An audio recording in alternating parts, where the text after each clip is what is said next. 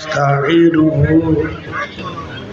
ونستغفره ونؤمن به ونتوكل عليه ونعوذ بالله من شرور أنفسنا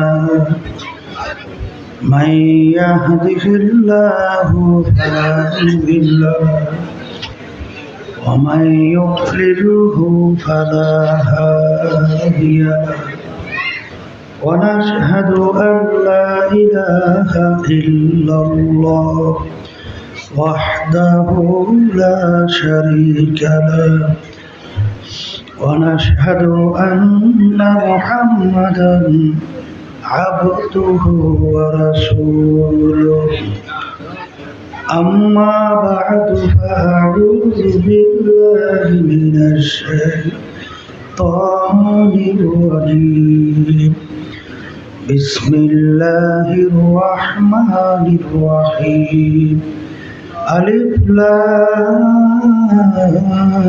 ميم ذلك الكتاب لا ريب فيه هدى للمتقين الذين يؤمنون بالغيب صدق الله العلي العظيم সবাই দুরূদ শরীফ পড়ি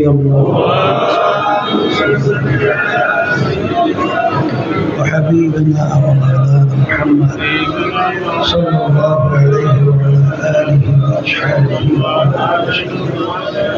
اللهم صل على سيدنا ونبينا وشفيعنا وحبيبنا ومولانا محمد صلى الله عليه وعلى آله وأصحابه وسلم اللهم صل على سيدنا ونبينا وشفيعنا وحبيبنا ومولانا محمد صلى الله عليه وعلى آله وأصحابه وسلم শুকরিয়া আদায় করতেছি মহান রব্বুল আলামিনের দরবারে। রব্বুল আলামিন ফিতনা ফাসাদের যুগে দুনিয়ার সমস্ত কাজ থেকে বিরত রেখে এত রাত্র পর্যন্ত কষ্ট স্বীকার করে বেহেশতের বাগানের মধ্যে আল্লাহ রাব্বুল আলামিন আমাদেরকে আসার বসার দিলে আলোচনা করার শোনার তৌফিক দান করছে। শুকরিয়া তান সবাই বলি আলহামদুলিল্লাহ। অনেক লোকের কানে মাকে শব্দগুলো এরকম করে কেন বুঝলাম না কিছু, বারবার ঘোরাঘুরি করা কে বয়ান করা যায়। অনেকের কানে মাহফিলের দাওয়াত পৌঁছার পরেও অনেকের সুযোগ থাকা সত্ত্বেও কিন্তু মাহফিলে আসে নাই। আবার তালাশ করলে দেখবেন বহু দূর থেকে কষ্ট স্বীকার করে আমার অনেক ভাইরা মাহফিলে পাগলের মতো শুনতে চলে আসছে। মান জাদ্দা ওয়াজাদা, যে যে জিনিস পাওয়ার জন্য চেষ্টা করে ওই জিনিসে পাইয়াও যায়। আমার আব্বাজান দাদাজান চরমনের জমিনে ঘুমায় আসছে। আমার আব্বাজান বলতেন দিনই মাহফিলে প্রথম থেকে শেষ পর্যন্ত থাইকা বাড়ি বিদায় হয়ে চলে গেলে আমুলনামার মধ্যে নিয়াত যদি সহি থাকে কম পক্ষে 50 লক্ষ নেকির কম জমা হতেই পারে না। নিয়াত যাদের সহি, আল্লাহকে রাজি খুশির উদ্দেশ্যে যারা আসছেন, রব্বুল আলামিন লক্ষ লক্ষ নেকি আমুলনামায় দান করে। ওই মাইকের বেটাকে সবাই কি পারো বারবার ঘোরাঘুরি করেছে। নেকির প্রয়োজন সম্পর্কে আপনারা অনেকে জানি না থাকতে পারেন। আল্লাহ রাব্বুল আলামিন কোরআনুল কারীমের ভিতরে বলছেন ফামান ইয়ামাল মিসকালা যাররাতিন খায়রান ইয়ারাহ ওয়া মান ইয়ামাল মিসকালা যাররাতিন শাররান ইয়ারাহ। যাররা পরিমাণ নেকি থাকবে ফল পাবা, গুনাহ থাকলেও তার ফল ভোগ করতে হবে। কাপড় ধুয়ে নিগড়ায় রোদরে ঝাড়া দিলে লক্ষ লক্ষ রেণু রেণু দেখা যায়। ওই এক একটা রেণুকে বলা হয় যাররা। এই পরিমাণ গুনাহ থাকলেও তার ফল ভোগ করতে হবে। কিয়ামতের ময়দানে কেউ যদি একটা নেকির ঠেকা বাজে জাহান্নামের শিকল হাতে পায়ে লাগতে পারে না? বলেন পারে কি না? তাই সারা কিয়ামতের ময়দানে ঘুরিয়া একটা নেকির সংগ্রহে কোনো সুযোগ আছে? বলে কেন নাই? তাও কোরআনুল কারীমের ভিতরে আল্লাহ রাব্বুল আলামিন কিয়ামতের ময়দানের অবস্থা বুঝাতে যাইয়া বলছেন, ইয়াউমা ইয়াফিরুল মারউ মিন আখিহি ওয়া উম্মিহি ওয়া আবিহি ওয়া সাহিবাতিহি ওয়া বানিহি লিকুল্লি ইমরিইম মিনহুম ইয়াউমা ইযিন শা'নুন ইউগনিহি। মা পর্যন্ত সন্তানের পরিচয় না দিয়া সন্তান থেকে মা ভাইগে যাবে। আমি বলছি না আল্লাহ বলছেন? তা মা যদি সন্তান থেকে ভাগে, মায়ের চেয়ে আদরের দ্বিতীয় কে আছে? থাকতে পারে? তাহলে ওই সময় কেউ কাউকে নেকি দেবে? এরা চিন্তা করাও তো কঠিন, কথা ঠিক না? তাহলে নেকি সংগ্রহের জায়গা কোথায়? বলেন দুনিয়াতে। বলেন বলেন মাহফিলে যারা আসছে নিয়াত যাদের সহি, আল্লাহ কবুল করলে একটা দুইটা নেকি না, লক্ষ লক্ষ নেকি আমল নামায় দান করবে। আমরা যারা মাহফিলে আসছি জিতছি না ঠকছি? যারা আসে নাই সুযোগ ছিল, আসে নাই, কি করছে? এখন আপনারা আমি বলি তো ঠকছি, ঠকছে আর জিতছে, ঠিক কিনা? কিন্তু এক শ্রেণী কিন্তু বর্তমানে মুসলমানের ঘরে জন্মগ্রহণ করার পরেও নাম মুসলমান, পরিচয় দেয় মুসলমান, কার্যক্রম সব নাস্তিক বিজাতি। আমি সংক্ষেপে বুঝের জন্য আপনাদের সামনে কোরআনুল কারীমের শুরু আয়াত তেলাওয়াত করেছি। যারা মানুষ তারা কিন্তু বুঝবে, সেই অনুযায়ী নিজের জীবনকে চালাবে। আর যারা মানুষের সুরাতে আবু জাহাল বা সাহেব আবু লাহাব মার্কা, এরা কিন্তু দেখাও দেখবে না, বুঝাও বুঝবে না, শরীরেও শুনবে না, কথা ঠিক? উলাইকা কাল আনআম, এই সুরাতের মানুষগুলো আল্লাহ বলতেছেন চতুষ্পায় জানোয়ারের মতো। এরপরে আল্লাহ বলেন তার চেয়েও খারাপ। এরপরে আল্লাহ অন্য আয়াতে বলছেন শাররুল বারিয়া, এক শ্রেণী মানুষ কুত্তা শিয়াল শুয়ারের চেয়েও খারাপ। তাহলে এই আবু জাহাল মার্কা এরা কিন্তু আমাদের কথার কোনো গুরুত্বও দিবে না, বুঝবেও না, সেই অনুযায়ী নিজের জীবনকে চালাবেও না। শোনেন, পাগল আছে না? পাগল, পাগলের কোনো বাদ বিচার আছে? সব গুনাহ। এই জজের সামনে যখন পাগল দাঁড় হয়, যখন জজ সাহেব পরিচয় পায় এটা পাগল, কি জজ সাহেব কি ওর করে শাস্তি দেয়? বলে এইটার আনসারটা বের করে দেয়, ওরা তো পাগল। ওর চক্ষু নাই? আছে না নাই? ওর হাত পা অন্যান্য অঙ্গ প্রত্যঙ্গ নাই? তাহলে ওর উপরে বাদ বিচার নাই কেন? বলে ওর যে বুঝ শক্তিটা না থাকার কারণে ওর উপরে করে সব যাজা আর সাজা কিছুই নাই, কথা ঠিক কিনা? তাহলে যাদের বুঝ আছে তারা যদি কোনো অন্যায় করে বিচারক তাকে ছাড় দেয়? কেন দেয় না? তুই বুঝা করলি কেন? তুই তো বোঝো, করলি কেন? তাই ঠিক আল্লাহ রাব্বুল আলামিন আমাদেরকে বুঝ দান করছেন। এই বুঝের মাধ্যমে আল্লাহ রাব্বুল আলামিন এই কোরআনুল কারীম নাযিল করলেন। তার শুরুতে তিনি চ্যালেঞ্জ হিসেবে বললেন, এই যে কিতাব দেখো, এর ভিতরে কোনো ভুল সন্দেহ বলতে কিছু নাই। এখন যারা মানুষ তারা চিন্তা করবে যে দুনিয়া সৃষ্টির পরে যত লেখক যত বই কিতাব লিখছে, কেউ কোনোদিন চ্যালেঞ্জ করতে পারছে আমার লেখায় কোনো ভুল নাই, কিতাবে কোনো ভুল নাই? পারছে? কোনো আবিষ্কারক বলতে পারছে আমার আবিষ্কারে ভুল নেই? তাহলে দুনিয়ার এমন কোনো কেউ আছে যে বলতে পারে আমার এটি ভুল নেই?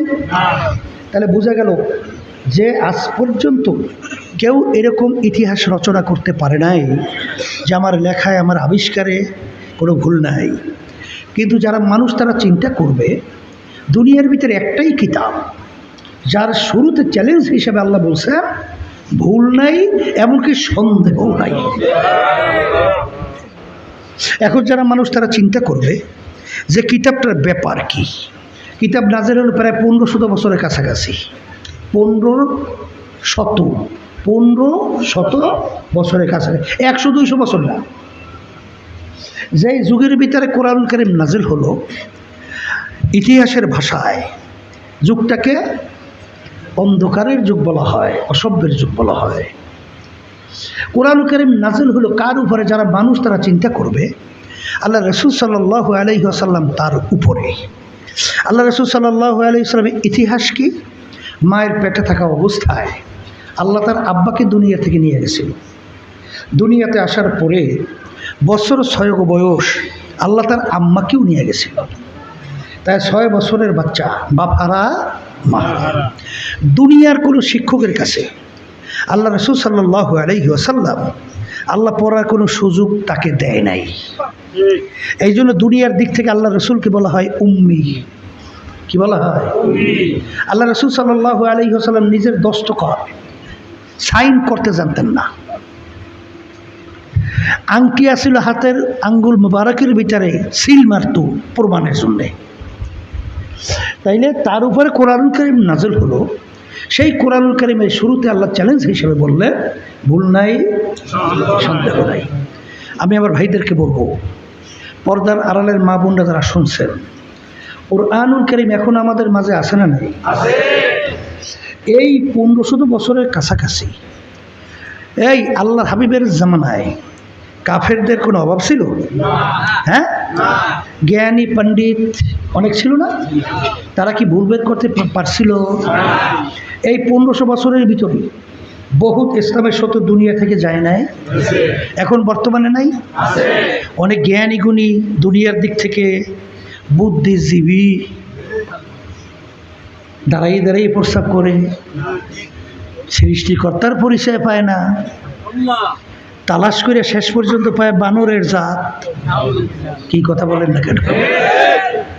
এই বানর থেকে তারা সৃষ্টি হয়েছে, এইটা কোনো যার জ্ঞান বুদ্ধি আছে এইটা সে বলতে পারে? তাহলে নাম রাখছে বুদ্ধিজীবী। আমরা আগে জানতাম মানুষের বুদ্ধি থাকে মাথায়, এখন ওর মাথার থেকে বুদ্ধি নাইমে আসছে জিহ্বায়। কোথায় আছে? এখন জিহ্বায় যদি বুদ্ধি আসে তখন তো জিহ্বা তোর কন্ট্রোল থাকে না, ও যা মনে করে তাই তো বলতেই থাকে। এই জন্য ওর নাম হয়েছে বুদ্ধিজীবী। এই জন্য সৃষ্টিকর্তা তালাশ করে পায় না, পাইছে ওরা বানরের জাত। ঠিক না ভাই? ঠিক। এখন বাংলাদেশেও কিন্তু অভাব নাই, আছে? কি বাংলাদেশে অভাব আছে? কথা বলেন না। বাংলাদেশে কিন্তু এখন অনেকে আমরা বুঝতে পারি না, টের পাই না, অভাব নাই। কথা বোঝেন না? বড় কবিরা গুনার ভিতরে একটা হইল, সবচেয়ে বড় কবিরা গুনার ভিতরে মিথ্যা বলা। এখন বর্তমানে অনেক রাজনৈতিক দল একেবারে জাজলিমার দিনকে রাত্র বানায় না, আবার রাত্রকে দিন। এই কথা বলেন না কেন? বানায় কি বানায় না, ডাইরেক্ট মিথ্যা বলতেছে। এরপরে শরিয়া আইন বিশ্বাস করি না, কি আছে না নাই? তাই শরিয়া আইন যে বিশ্বাস করবে না সে কি মুসলমান না নাস্তিক? কথা বললে? আচ্ছা, তাহলে এই বিষয়গুলো তারা কি মুসলমান দাবি করে না? করে তো। এই জন্য মুসলমান কাকে বলে এই পরিচয়টাই তো নাই আমাদের। মুসলমান আরবি শব্দ, ইংরেজি বলে সারেন্ডার, বাংলা অর্থ আত্মসমর্পণ। কবি এক কথায় বুঝাতে যেয়ে বলছিলেন, মুসলমানই বুয়াদ গর্দান নেহাদান হেনানে খদমদস্তে খা জাকাতান। ঘোড়ার মুখে যখন নাকি লাগাম লাগায়, সওয়ারি হাতে লাগাম ছেড়ে দেয়, ঘোড়ার নিজের ব্যক্তিগত শক্তি বুদ্ধি চালাকি আর চলে? সওয়ারি যেভাবে চালায় সেভাবে চলতে হয়। আমরা মুসলমান দাবি করছি, কালিমা পড়ছেন না? না পড়েন নাই? কি পড়ছেন? লা ইলাহা ইল্লাল্লাহু মুহাম্মাদুর রাসূলুল্লাহ পড়ছেন না? পড়েন নাই? এই অর্থ কি? লা মাকসুদা ইল্লাল্লাহ লা মাহবুবা ইল্লাল্লাহ লা মাখলুকা ইল্লাল্লাহ। কি পড়ছেন না? করেন এই পইরা টুইরা। এখন কবি এক কথায় বুঝাতে যে বলছিলেন, ও মুসলমান, না আমেরিকা লালন্দন সে হুরফাত আমি মস্তে মদিনা কর খুদায়া। এ মুসলমান, তোমাদের রাস্তা তো আমেরিকা লন্ডনের রাস্তা না, তোমাদের রাস্তা তো মদিনার রাস্তা। এই রাস্তা নিয়ে আসছিলেন হযরত মুহাম্মদ রাসূলুল্লাহ। কথা ঠিক কিনা? এখন মুসলমানের ঘরে জন্মগ্রহণ করি, অনেকে আবার নামাজও পড়ে আলহামদুলিল্লাহ, হজও করে মাশাআল্লাহ, ভালো, দান সদকাও কম করে না, তাহাজ্জুদের নামাজও পড়ে, তাসবিহ মাওলার জিকিরও করে, কিন্তু এই যে মানব রচিত কুফরি তন্ত্রমন্ত্র তার পক্ষে নাই না স্লোগান দেয়। কথা বলেন, আছে না নাই? আছে না নাই? কিন্তু মুসলমান কাকে বলে? আত্মসমর্পণ। আল্লাহ এবং আল্লাহর রাসূল ব্যক্তি জীবন থেকে শুরু করে আন্তর্জাতিক জীবন পর্যন্ত যেভাবে চলতে বলছেন, চালাতে বলছেন, এইভাবে চলা চালাবার নামই হলো মুসলমান। কথা ঠিক না বেটি? এর জন্য আমার ভাইদেরকে বলবো, পর্দালে মা বোনরা যারা শুনতেছেন, মুসলমানের ঘরে জন্মগ্রহণ করলেই মুসলমান হওয়া যায় না। নবীর ঘরে জন্মগ্রহণ করছিলেন কেনা, নবীর সন্তান হইয়াও সে কিন্তু মুসলমান হইতে পারে নাই। পারছে? তাহলে মুসলমান বলা হয় কাকে? আত্মসমর্পণ। আল্লাহ এবং আল্লাহর রাসূলের হাতে যখন আপনি পুরোপুরি সফর্দ হইতে পারবেন, তখনই আপনি মুসলমান হিসেবে পরিচয় দিতে পারবেন।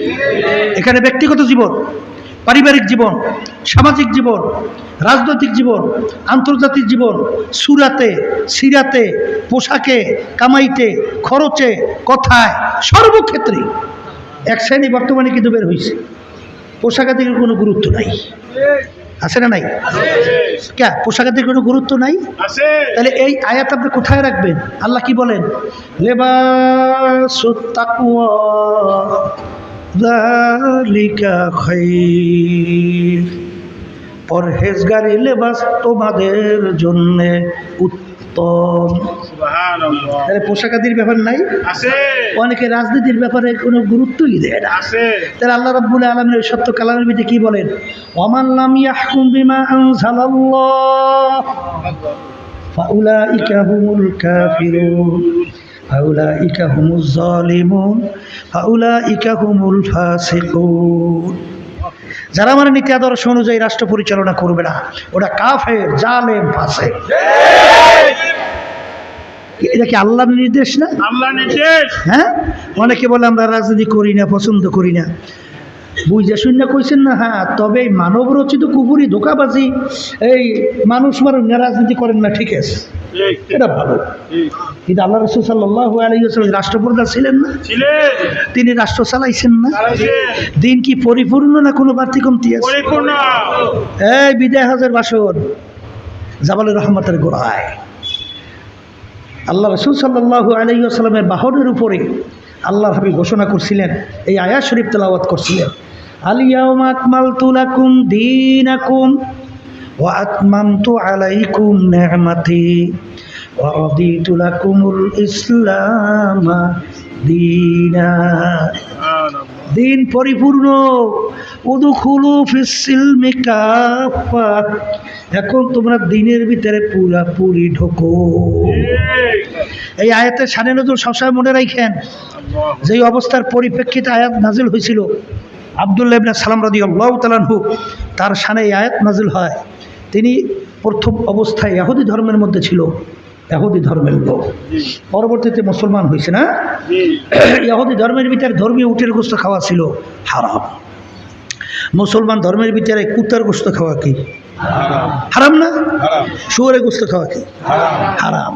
এবং ধর্মীয় তাদের উটের গোশত হারাম। মুসলমান ধর্মে উটের গোশত খাওয়া কি হালাল না? সে মুসলমান হওয়ার পরে যেটাকে হারাম জানছে, ওটার প্রতি ঘৃণা আছে না আমাদের? কুকুরের গোশত পাক করিয়ে নিয়ে আসলে আমরা কেউ খাইতে পারি?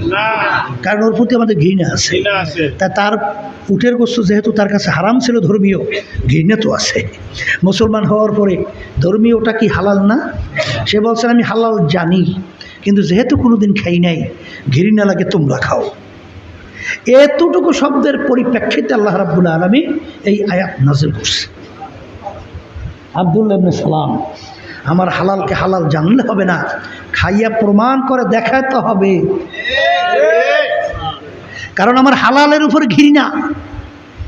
এক শ্রেণী আমার বাজানরা আছে, আলহামদুলিল্লাহ, শেহজাদের কপালে দাগ পড়িয়ে গেছে, মাশাআল্লাহ, হজ করছেন, আল্লাহর জিকির করে, তাহাজ্জুদের নামাজও পড়ে, কিন্তু আল্লাহর জমিনে রাষ্ট্রীয় পর্যায়ে আল্লাহর দিন বাস্তবায়নের ব্যাপারে তিনি উদাসীন, ওদিকে তার চিন্তা নাই।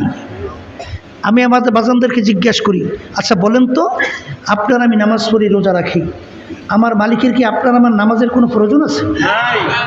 আপনার আমার নামাজ দিয়ে আল্লাহ কি করবে? তার কোনো দরকার? রোজার কোনো দরকার? আমরা কোরবানি পশু জবাই করি, তার রক্তকোষ্ঠ আল্লাহর কাছে পৌঁছে, এটা আমরা করি কেন? নামাজ পড়ি কেন? রোজা রাখি কেন? কোরবানি করি কেন? বলেন আল্লাহর হুকুম পালন করি। আর আল্লাহ আমাদেরকে বানাইছেও তার হুকুম পালন করার জন্যে। ওমা খালাকতুল জিন্না ওয়াল ইনসা ইল্লা লিয়াবুদুন।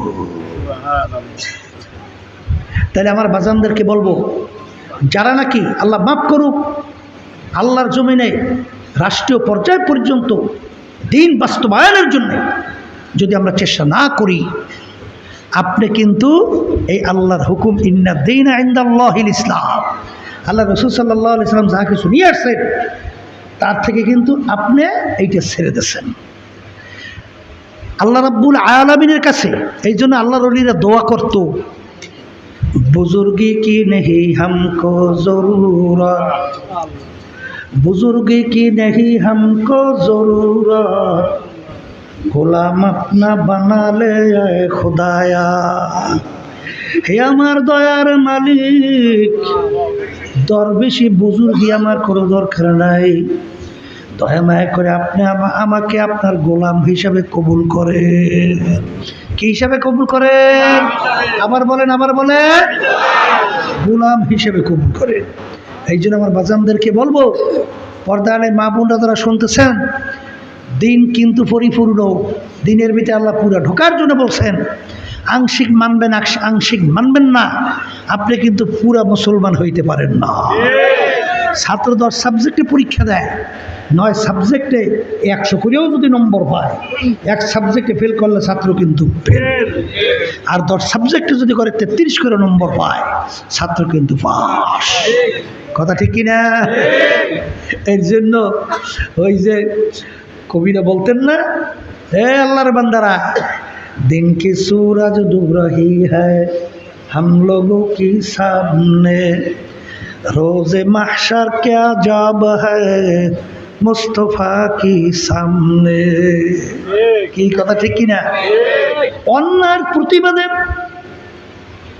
আল্লাহ এবং আল্লাহর রাসূল সাল্লাল্লাহু আলাইহি ওয়াসাল্লাম তাকে যে রাসূল হিসাবে দুনিয়াতে আল্লাহ পাঠাইলেন, যে নীতি আদর্শ নিয়া এই নীতি আদর্শ বাস্তবায়নের ব্যাপারে আল্লাহর হাবিব যখন এক আল্লাহর উপরে ঈমান আনার দাওয়াত এবং ওদের মূর্তি পূজা সহ অন্য অন্যায়ের প্রতিবাদে, যখন খুনের বিরুদ্ধে, এমনকি জ্যান্ত মেয়ে সন্তান থেকে জ্যান্ত অবস্থায় গর্ত খুইরা এত বড় নির্দয় পাষাণ, আল্লাহু আকবার, গর্তের ভিতরে ফালাইয়া চাপা মাটি দিয়া মেরে ফেলতো, নাউযুবিল্লাহ। এর প্রতিবাদে যখন আল্লাহ রাসূল বলা শুরু করলেন, আল্লাহর হাবিব তার জন্মভূমি মক্কা শরীফ থাকতে পারে না, মক্কা শরীফ ছাইরা আল্লাহর হাবিব মদিনা শরীফ হিজরত করতে বাধ্য হলো আল্লাহর হুকুমে। কথা ঠিক না বেটি? মদিনা শরীফ আল্লাহর হাবিব গেলেন। এখনো যে উহুদের ময়দানে দেখবেন যে কাফেররা আল্লাহর হাবিবের উপরে এমনভাবে আক্রমণ অত্যাচার করলো, আল্লাহর হাবিবের হেলমেট পর্যন্ত মাথার ভিতরে ঢুইকা পড়লো, শরীর মোবারক থেকে রক্ত মোবারক বের হইয়া জুতো মোবারক আইটা গেল। এক পর্যায়ে শয়তান ঘোষণা করলো, মুহাম্মদ আর দুনিয়াতে নাই। নাউযুবিল্লাহ। মুসলমান পাগলের মতো ছুটাছুটি করে, মুসলমান আল্লাহ রাসূলকে নিয়ে পাহাড়ের গর্তের ভিতরে নিয়ে রাখলেন। সেই গর্তটার কাছে বাজান আমি যাইয়া কাছে দাঁড়াইয়া তারপর দেখে আসলাম কি আর পেট ডলবার বেহেশতের ভিতরে যাবা, এটা কে শিখাইলো, কোথার থেকে পাইলো? বাজান রে, ভালো কইরা মনকে বললো। আল্লাহ রাব্বুল আলামিন বলেন, ওয়ালা নাবলুওয়ান্নাকুম, অবশ্যই অবশ্যই তোমাদেরকে আমি পরীক্ষা করবই করব। কি করবে? আবার বলেন, কি করবে? অবশ্যই অবশ্যই আমি তোমাদেরকে পরীক্ষা করবই করব। কেমন পরীক্ষা? নবীরা পর্যন্ত এক পর্যায়ে আল্লাহু আকবার, আল্লাহ রাব্বুল আলামিনের দরবারে দুই হাত এমন ভাবে উত্তোলন করলেন, মাতা নাসরুল্লাহ, মালিক আপনার সাহায্য কোথায়? এই জন্য আমার বাজানদেরকে বলবো, পর্দারে মা বোনদেরকে বলবো, বাজান কোরআনুল কারীম কিন্তু সত্য। কোরআনুল কারীম এখনো আমাদের মাঝে আছে বাজান, এখনো ইসলামের শত্রুর অভাব নাই, এখনো বাজান দুনিয়ার ভিতরে বৈজ্ঞানিক দার্শনিক জ্ঞানী পণ্ডিতদের অভাব নাই। কিন্তু অন্ধকার যুগে কোরআন কারীম নাযিল হলো, আল্লাহর হাবিবের উপরে দুনিয়ার কোনো শিক্ষায় শিক্ষিত হইলেন না। আল্লাহর হাবিব বাপ মা ছাড়াইতে, আরে তার উপরে কোরআনুল কারীম নাযিল হলো। সেই কোরআনুল কারীমের শুরুতে আমার মালিক চ্যালেঞ্জ হিসাবে বললেন, ভুল নাই, সন্দেহ নাই, এখন আমাদের মাঝে আছে। আমার বাজানদেরকে বলবো, পর্দালে মা বোনদেরকে বলবো, বাজান এখানে আপনারা যারা, শুধু তাই না, তামাম দুনিয়ার সমস্ত মানুষ, সমস্ত মাখলুকাত সব একত্রিত হও। এরপরে কোরআনুল কারীমের ভিতরে একটা ভুল বের করতে পারো, আমি আপনাদের সামনে চ্যালেঞ্জ হিসাবে বলে গেলাম, আমি আর নামাজ পড়বো না, রোজা রাখবো না, আপনাদেরকেও বলবো না। কিন্তু ভালো করে চিন্তা ভাবনা কইরা দেখলাম কোরআনুল কারীম কিন্তু সত্য। আর কোরআনুল কারীম যেহেতু সত্য, দুনিয়া কিন্তু স্থায়ী থাকার জায়গা না, দুনিয়া কিন্তু ক্ষণস্থায়ী। এই আল্লাহর বান্দারা কেমন ক্ষণস্থায়ী? আল্লাহর হাবিব আলী রাদিয়াল্লাহু তাআলা আনহুকে বলেন, আলী তুমি মৃত্যুকে কত দূরে মনে করো? আলী রাদিয়াল্লাহু তাআলা আনহু বলেন, হে আল্লাহর রাসূল, আমি নামাজের জন্য যখন ওযু করার জন্য যাই, তখন খেয়াল করে আমার জীবনের শেষ ওযু এটাই হতে পারে, আবার সামনে রক্তের জন্য ওযু করার সুযোগ আর নাও পেতে পারি। আল্লাহ রাসূল সাল্লাল্লাহু আলাইহি ওয়াসাল্লাম বলেন, আলী তুমি ভুল করছো রে আলী, মৃত্যু তো এত দূরে না রে আলী। তুমি যখন নামাজের ভিতরে ডান দিকে সালাম ফিরাও, তখন তুমি খেয়াল করো আমি বাম দিকে সালাম ফিরাতে পারি কিনা। তুমি মৃত্যুকে এইভাবে মনে করো, এই হলো দুনিয়া। আর আখিরাতের জিন্দেগি, আল্লাহ রাসূল সাল্লাল্লাহু আলাইহি ওয়াসাল্লাম বলেন, তামাম দুনিয়া যদি একটা গোডাউন বানাও, পশ্চিম থেকে পূর্ব, উত্তর থেকে দক্ষিণ, জমিন থেকে আসমান, পুরা জমির এই গোডাউনের মধ্যে যদি সরিষা দিয়া তুমি ভইরা রাখো, আর একটা পাখিকে যদি বলো একটা দানা খাবা, আবার 500 বছর পরে আর একটা সরিষার দানা খাবা, এরকম 500 বছর পর পর একটা একটা সরিষার দানা খাইতে খাইতে তামাম দুনিয়াময় সরিষা একদিন না একদিন শেষ হবেই হবে। কিন্তু আল্লাহ রাসূল বলেন যে আখিরাতের জিন্দেগি শুরু হবে, আর কোনো দিন শেষ হবে না। এ দুনিয়াদার পাগল আমার বাবারা, আল্লাহ রাব্বুল আলামিন কুরআনুল কারীমের ভিতরে বলেন, কিয়ামতের ময়দানে একজন আরেকজনকে জিজ্ঞাসা করবেন, ভাই কাম লাবিসনা, আমরা দুনিয়ার ভিতরে কতদিন ছিলাম? একজনে উত্তর দেবে, লাবিসনা ইয়াউমান আও বা'দা ইয়াউম, একদিন অথবা একদিনের কিছু অংশ ছিলাম মনে হয়। আর একজন বলবে, না না না, আরে ফাসআলিল আদিন, যারা হিসাব রাখছে তারাই বলতে পারবে আমরা দুনিয়ার ভিতরে কতদিন ছিলাম। আমার তো মনে হয় ঘরের এক দরজা থেকে ঢুকলাম, অন্য দরওয়াজা থেকে বের হইয়া আসলাম, ঢুকলাম বের হলাম, ঢুকলাম বের হলাম। আমার তো মনে হয় এইভাবে দুনিয়াটা চলে গেল। এ আল্লাহর বান্দারা, কবরের যাত্রীরা, যার যত বয়স হয়ে গেল, একটু চক্ষু বন্ধ করে মাঝে মাঝে নিরিবিলি একটু মুরাকাবা করো। এরপর পিছনের দিকে তাকিয়ে দেখেন, মনে হয় সব কালকের ঘটনা। বাজান, এখন আয়নার সামনে যখন চেহারার দিকে তাকাই, দেখি কাঁচা দাড়িগুলা পাইকা সাদা হয়ে গেল। সেদিন কেন মনে হয় ল্যাংটা হইয়া দৌড়াদৌড়ি করছিলাম, এখন দেখি আরে বাচ্চাদের নানা হয়ে গেলাম, দাদা হয়ে গেল। আরে দাঁত পইরা গেল, আরে ঠিক মতো শক্তিও পাই না, দাঁড় হয়ে হাঁটতে পারি না। অনেকে লাঠি নিয়ে ঠ্যাক দিয়া তারপর সামনের পথ চলি। কোথায় গেল আমার জওয়ানি, কোথায় গেল আমার বছর, কোথায় গেল যুগ? এরকম করতে করতে হঠাৎ একদিন আল্লাহু আকবার, আল্লাহু আকবার, তোমার বাড়ির পাশের মসজিদের মাইকে ঘোষণা হইতে থাকবে, বাড়িওয়ালা নাই রে বাড়ি, নাই রে দুনিয়াতে, আর কোনোদিন দুনিয়াতে আসবে না। দুনিয়ার যে কোনো প্রান্তে মানুষ থাকলে সেকেন্ডের মধ্যে যোগাযোগ করা যায়, কিন্তু এই কবরের যাত্রীরা একবার যদি কেউ কবরে যাইয়া ঠইগা বসো, আর দ্বিতীয়বার দুনিয়ার ভিতরে আসার সুযোগ নাই। কেউ খবরও নিতে পারে নাই, কোনোদিন পারবে না। আরে দুনিয়া কিন্তু শান্তির জায়গা না। আর দুনিয়া দারুল মেহনে ওয়াল বালা, দুনিয়া হইল কষ্ট ক্লেশের জায়গা, বালা মুসিবতের জায়গা। কেউ যদি শান্তি চায়, কেউ কোনোদিন পায় নাই, কেউ কোনোদিন পাবে না। এই গরম ভালো লাগে না খারাপ লাগে, আবার ঠান্ডা খারলা ভালো লাগে না খারাপ লাগে। ছেলে কথা শোনে না, মেয়ে কথা শুনতে চায় না, সে কথা মানতে চায় না। স্বামী দিক বিদিক চলে, শান্তি বলতে নাই, শত্রু মিত্র অভাব নাই, রোগ ব্যাধির শেষ নাই। এরকম করতে করতে বলতে বলতে হঠাৎ একদিন ঘোষণা হবে আর দুনিয়ার ভিতরে নাই। আল্লাহ রাব্বুল আলামিন তোমাকে আমাকে স্মরণ করা দেওয়ার জন্য আমার মালিক বলেন, আল্লাহকুমুত তাকাসুর হাত্তা যুরতুমুল মাকাবির। আরো আরো আরো আরো, কোনোদিন শেষ নাই, কোনোদিন শেষ হয় নাই। বাজানরা, আরে আমার মনে আছে আমি যখন 2003 সাল যখন চরমোনা ইউনিয়ন চেয়ারম্যান হইলাম, আমার সঙ্গে একজন মেম্বার ছিল বাজান। আরে আমি আমির হওয়ার পরে সেই মেম্বার বাজানে স্টক করে একটা সাইড হয়ে গেল, শক্তি পায় না।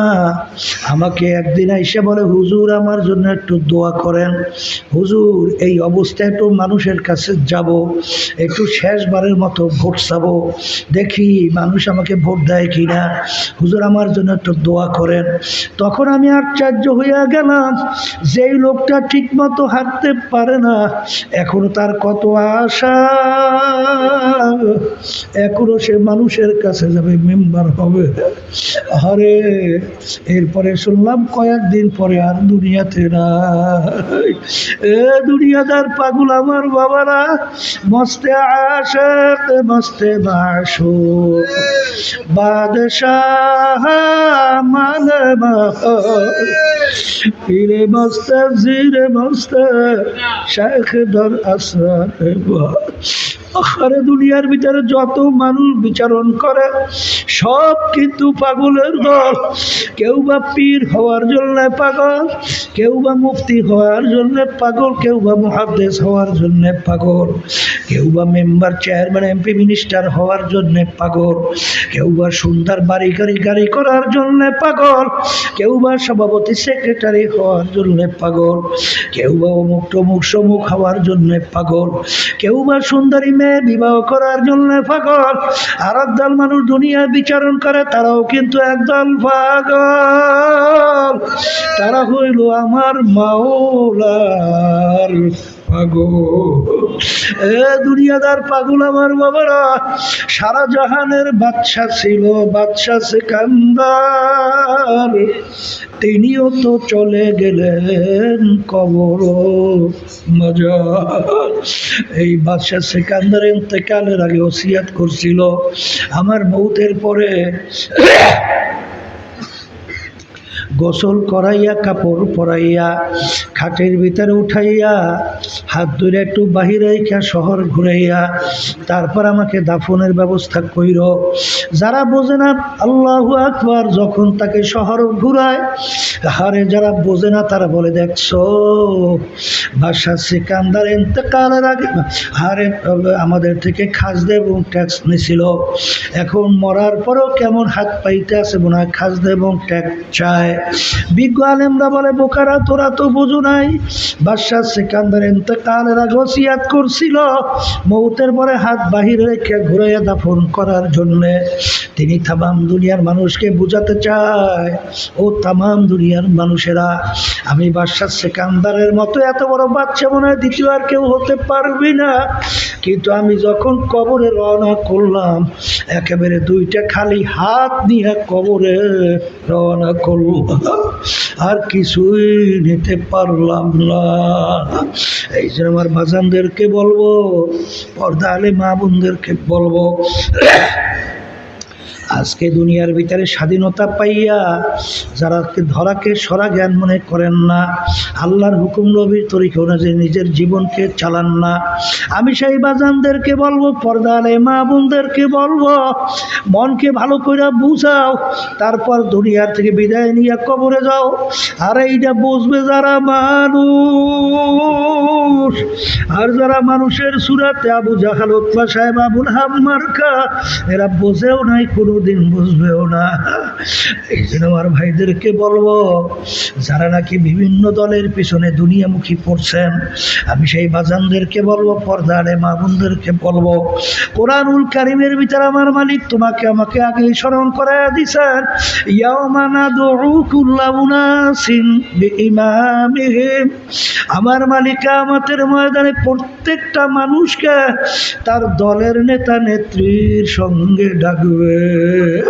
ডাইকে আমার মালিক বলবে, তোর দলের নেতা নেত্রী যেদিকে যায় তাদের পিছনে সেদিকে যাও। এক কথায় তোমার নেতা নেত্রী যেখানে জায়গা, আমার মালিক বলেন তোরও সেইখানে জায়গা। এ কবরের যাত্রীরা কি পারবো তা জানি না, তবে সবসময় ঘটনা বলে রাখো, ইব্রাহিম আলাইহিস সালামকে যখন আগুনের ভিতরে ফেলাইলো, একটা ব্যাঙ বারবার পানির ভিতরে লাফ দেয়, পানি ঢোক গেলে উইঠা আগুনের দিকে প্রস্রাব করে। বাজার ব্যাঙের পানির পরিমাণ কতটুকু, এতটুক পানি আগুনের কাছেও যায় না, আর এতটুক পানি দ্বারা এত বড় বিশাল প্রকৃতির আগুন নেবেও না। আবার পানি শেষ, আবার পানির ভিতরে লাফ দেয়, আবার পানি ঢুক গেলে আবার আগুনের দিকে প্রস্রাব করে। এরকম কেন করো? ব্যাঙ উত্তর দেয়, আল্লাহ এবং তার খলিল ইব্রাহিম দেখো আমি ব্যাঙ তাদের পক্ষে আছি। এই জন্য হাদিসের ভিতরে আসছে লা তাকতুলুদ দেবদা, তোমরা ব্যাঙকে মাইরো না। ব্যাঙ ইব্রাহিম আলাইহিস সালামের আগুন নিভাইতে সহযোগিতা করছিল, তার পানি কিন্তু আগুন পর্যন্ত যায়ও নাই, আর এই পানি তার আগুন কিন্তু নেবেও না, কিন্তু তার সহযোগিতার কারণে আল্লাহর হাবিব বলেন তাকে মাইরো না। ঠিক আমার বাজানদেরকে বলবো, কাকলাস বারবার আগুনে ফু দেয়, কাছেও যায় না জ্বলেও না, কেন করো? নমরুদ এবং তার দলেরা দেখুক আমি তাদের পক্ষে। এক বাড়িতে মারতে বলে 100 নাকি আমল নামায় জমা। ঠিক আল্লাহর বান্দারা, কবরের যাত্রীরা, পর্দালের মা বোনেরা, কি হবে কি পারবো তা জানি না, তবে কিয়ামতের ময়দানে যখন উঠব, যখন আমার মালিক জিজ্ঞাসা করবে, আব্দুল করিম রিজাউল করিম, হে রহিমা খাতুন কি নিয়ে আসছ, যেন বলতে পারে মালিক কি আনতে পারছি তা জানি না, তবে আমি তোমার পক্ষের লোক। এতটুকু যদি যদি বলতে পারি আমার মালিক আল্লাহু আকবার হিসাবাই ইয়াসীর, মালিক আমাদেরকে দান করবেন, আমাদের গুনার কোনো শেষ নাই। কিন্তু যখন মালিক বলবে কি নিয়ে আসছো, পক্ষের লোক যা যা, যা আবার মেহমান খানায় ঢোক। এই জন্য আমার বাজানদেরকে বলবো, পর্দালে মা বোনদেরকে বলবো, খবরদার মুসলমান, হে পর্দালে মা বোনেরা, দুনিয়া কিন্তু শান্তির জায়গা না, কেউ কোনোদিন পায় নাই, কোনোদিন পাবে না। এই সম্পদ দিয়া কি করবা, এই সম্মান দিয়া কি করবা? আমার আব্বাজান রহমাতুল্লাহি আলাইহি বলতেন, ডাকাইতের দলের সর্দার, ওর কত পাওয়ার। বাজান যদি দলের লোক অন্যায় করে অনেক সময় গুলি করেও মাইরা ফেলায়। বাজান এই পর মাতুব্বাড়ি সর্দারি কতক্ষণ? পুলিশের হাতে অ্যারেস্ট হওয়ার আগ পর্যন্ত। যখন পুলিশের হাতে অ্যারেস্ট হবে, যখন লাথাবে, বুট দিয়া পারাবে, যখন হাড্ডি গুন্ডি ভেঙে ফেলবে, কোথায় যাবে আর সারগিরি, কোথায় যাবে আর সর্দারগিরি? আজকে চক্ষু খোলা দুনিয়ায় আমার মালিক তোমাকে আমাকে পাঠায়া, আমার মালিক বললেন হিল হুম রুয়াইদা, তোমাদেরকে আমি স্বাধীনতা দান করলাম। কেন? লিয়াবলুয়াকুম আইয়ুকুম আহসানু আমালা, পরীক্ষা নেওয়ার জন্যে। পরীক্ষার হলে কিন্তু স্বাধীনতা থাকে, যা ইচ্ছা তা করবে, যা মনে চায় তা লাগবে, বাধা দেওয়ার কোনো আইন নাই। ঠিক আমার মালিক তোমাকে আমাকে দুনিয়ায় পাঠাইলেন পরীক্ষার হলে, পরীক্ষা নেওয়ার জন্যে। ওয়াহাদাইনা হুম নাজদাইন, দুইটা রাস্তাও আমার মালিক দেখাইয়া দিলেন, যেদিকে ইচ্ছা সেদিকে চলবা, আমার মালিক কিন্তু কোনো বাধা দেবেন না, কারণ তাহলে পরীক্ষা থাকে না। এই জন্য আমার ভাইদেরকে বলবো, পর্দালে মা বোনদেরকে বলবো, দুনিয়া চাকচিক্যময়। বাজান শয়তান তোমাদের আমার সামনে এইভাবে উপস্থাপন করে, তোমার আমার মন দিল দিকে ঝোঁকে, কিন্তু ঈমান আনতে হবে। আমিনু কামা আমানান নাস। আল্লাহ রাব্বুল আলামিন বলেন, সাহাবায়ে কেরাম যেভাবে ঈমান আনছিল, বাজান সাহাবায়ে কেরামদের ইতিহাস পড়লে দেখবে তাদের দুনিয়ার কোনো মূল্যই ছিল না। তাদের সব সময় চিন্তা ছিল আমার কবরে কি হবে, কিয়ামতের ময়দানে আমার কি উপায় হবে, আমি কোন দলভুক্ত হইয়া উঠব, আল্লাহর হাবিবের ছানটার নিচে যাইতে পারবো কিনা, আল্লাহর আরশের নিচে ছায়া পাবো কিনা। এই চিন্তায় তাদের ছিল সবচেয়ে বড় গুরুত্ব। কিন্তু দিন রাত্র যত যায় আমরা দুনিয়ার দিকে মন দিলে এমনভাবে ঝুঁকছে, তখন আর ঈমানের পর্যন্ত খেয়াল থাকতে চায় না। দলের পিছনে এমন পড়া পড়ছে, মনে হয় যেন রক্ত গোস্ত দল দিছে, কিন্তু বাজানলে রক্ত গোস্ত আমার মালিকের নেয়ামত। কথা বলি আমার মালিকের নেয়ামত, দেখি আমার মালিকের নেয়ামত। বাজান এই ব্রেন মালিকের নেয়ামত। আরে যত যত নেয়ামত ভোগ করি সব আমার মালিকের দেওয়া। এই জন্য তো আমার মালিক বলেন, ইন্নাল ইনসানা লিরাব্বিহি লাকানুর, মানুষ বড় নেমো খারাপ। হাকিমুল উম্মাত আশরাফ থানভী রাহমাতুল্লাহ আলাইহি বলেন, ওরে দুনিয়ার মানুষ, কুকুরটাও মালিক চেনে, কিন্তু তুমি আর আমি আশরাফুল মাখলুকাত মানুষ হইয়া আমার মালিককে চিনলাম না। এই জন্য আমার বাজানদেরকে বলবো, পর্দালে মা বোনদেরকে বলবো, বাজার সেদিনকার আমাদের ভোলা দক্ষিণের আহারে উত্তরের আমাদের সেক্রেটারি, আরে সেদিনকারও একসঙ্গে মজলিসের ভিতরে দেখা, বলে হুজুর অসুস্থ, দোয়া চাই। 2 দিন পরে শুনি আল্লাহর বান্দার দুনিয়াতে নাই। আখারে পটুয়াখালী জেলায় মাহফিল করার জন্য যখন গেলাম, প্রথম দিন মুরাদি ইউনিয়নের সদস্য সাহেব বলেন, হুজুর আমার বাড়িতে একটু দোয়া কইরা যাও। আরে রওনা করছি, দেখি রাস্তার পাশে দাঁড়াইয়া আছে, হুজুর একটু দোয়া কইরা যাবেন। আমি বললাম সময় কম, রাস্তায় বসে দোয়া করি না হুজুর, আল্লাহর কুতুবকে আনতে পারি নাই, আপনিও পারবো না, এমনভাবে বললো। না নাই আর পারলাম না, দোয়া কইরা তাড়াহুড়া কইরা রওনা করলাম। ওই সফরের শেষ তারিখ মাহফিল জুমকি কলেজের মাঠে বাজান লোকজন নিয়ে মাহফিলে আসছে। এশার নামাজে দ্বিতীয় রাকাতে প্রথম নামাজে দ্বিতীয় সিজদায় গেল, আল্লাহর বান্দার উঠে না। এরপরে দেখা গেল আল্লাহর বান্দার দুনিয়াতে হাকিকত সে তো দুনিয়া খবর দুনিয়া কি নুমাইশ পর নজর আল্লাহ। এই জন্য আমার বাজারদেরকে বলবো, পর্দারে মামুনদেরকে বলবো, শান্তি যদি চাও আমার মালিকের কাছে বেহেশতের শান্তি চাও, আর যদি কষ্টের থেকে মাপ চাও আমার মালিকের কাছে জাহান্নামের আযাব কষ্ট থেকে মাপ চাও, আল্লাহর আযাব ও গজব থেকে মাপ চাও। আমার মালিক বড় দয়ার মালিক, বড় মায়ার মালিক। বাপ মার সঙ্গে একবার দুইবার পাঁচবার যদি অন্যায় করো, বাপ মাকে তো অনেক সময় ঘর থেকে লাঠি মেরে বের করে দেয়।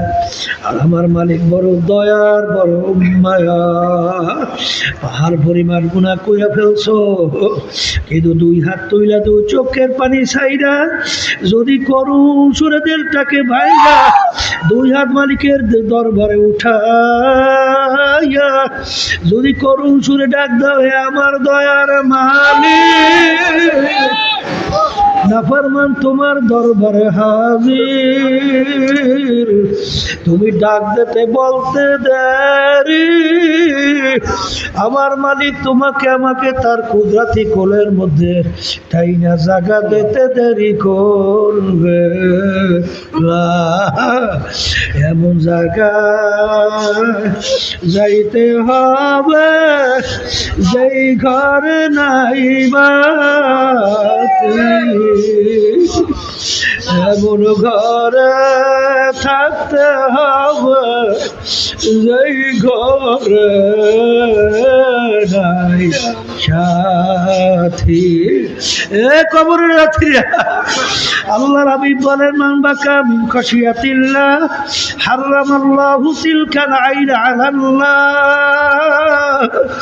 যেই চক্ষু আমার মাওলার ভয়, আমার মাওলার জাহান্নামের ভয়, দুই চোখের পানি ফালাবে, মালিকের দরবারে মাপ চাবে, আরে ওই জাহান্নামের ভিতরে ওই চক্ষু আরে জ্বালানো হারাম হয়ে যাবে। লা ইয়ালিজুল্লাহ মান বাকা মিন খাশিয়াতিল্লাহ হাত্তা ইয়াউদাল লাবানু ফিদ দাররা। যেই চক্ষু আমার মাওলার ভয় কাঁদে, ওই চক্ষু জাহান্নামে যেরকম অসম্ভব হয়ে যাবে, যেরকম গাভীর বান্ধের দিকে দুধ দোহাইয়া ওই বান্ধের ভিতরে ঢুকাতে যেরকম অসম্ভব, এরকম ওই আল্লাহর বান্দা বান্দিকে এরকম জাহান্নামে এরকম অসম্ভব হইয়া যাবে। এই জন্য আমার বাজানদেরকে বলবো, পর্দারে মা বোনদেরকে বলবো, বাজার কখন কার কোন সময়টা আকাশে জানা নাই। আমার মালিক যখন মাহফিলে নিয়ে আসছে, আমার মালিক বড় মায়ার মালিক, আমার মালিক বড় দয়ার সাগর। তুমি হাত তুইলা দুই চোখের বাড়ি জায়গা দিলটাকে ভাইনা মাপ চাইতে দেরি, আমার মালিক মাপ করতে দেরি করবে না। আল্লাহুম্মা এই ঘরের মেয়ে লোকেরা হাত উঠাও, কথা মনে করো, দুই চোখের পানি ফালাও, আমার মালিকের দরবারে কাঁদো আর মাপ চাও। যদি কান্না না আসে মন কিন্তু জ্বরে মন, একদিন এই ঘরের দরজা দিয়ে নতুন বউ হয়ে উঠছিল, কত মেয়ে লোকে শরবত খাওয়াইলো, কত মেয়ে লোকে বাতাস করলো। আবার এমন একটা দিন আসবে এই ঘরের দরজা দিয়া মরা লাশ হইয়া বের হওয়া, ছেলে কান্দবে মামা করে, মেয়ে কান্দবে মামা করে। জবাব তো আর দিবা ইয়া আল্লাহ, ইয়া আল্লাহ, ইয়া আল্লাহ, মাঠের দিকে তাকাইয়া দেখে আপনার বন্ধুরা কিভাবে কান্দে। আমাদের ছেলেও মরে নাই, মেয়েও মরে নাই, গুনাহ করে বলছি মাফ করে দেন গো মাওলা, মাফ করে। আল্লাহর বান্দারা জোর করে কান্দো, জোর করে কান্দো। সন্তান মারা গেলে চোখে পানি আসে, সম্পদ নষ্ট হয়ে গেলে চোখের ভিতরে পানি আসে। তোমার